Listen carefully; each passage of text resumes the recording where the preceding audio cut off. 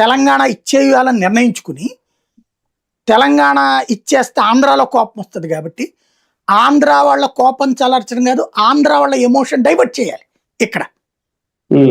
అప్పుడు తెలంగాణ ఆంధ్ర గొడవ తగ్గిపోతుంది. అప్పటికి తెలంగాణ ఆంధ్ర పీక్ స్టేజ్లో ఉంది గొడవ. దాన్ని సద్దుమణగాలంటే జగన్ని జైలు నుంచి విడుదల చేస్తే, జగన్ ఆంధ్రాకి వస్తే ఇక్కడ తెలుగుదేశం కాంగ్రెస్ గోల నడుస్తుంటది, వాళ్ళు సేఫ్ అయిపోతారు సెంట్రల్. అందుకోసం వదిలిపెట్టారు అతన్ని. అప్పటిదాకా సిబిఐ ఇంకా ఉంది, ఇంకా కేసులు ఉన్నాయని చెప్పింది. ఉన్నట్టుండి ఒక రోజున అసలు ఎవడు ఊహించలేదు, ఉన్నట్టుండి ఇంకేం లేవు, మీరు బెయిల్ ఇచ్చేయచ్చు అని చెప్పేశాడు లాయర్. అంటే ఏంటి, కరెక్ట్ గా అది అనౌన్స్ చేసే ముందు రాష్ట్రానికి తెలివిగా వదిలిపెట్టారు, అయిపోయింది.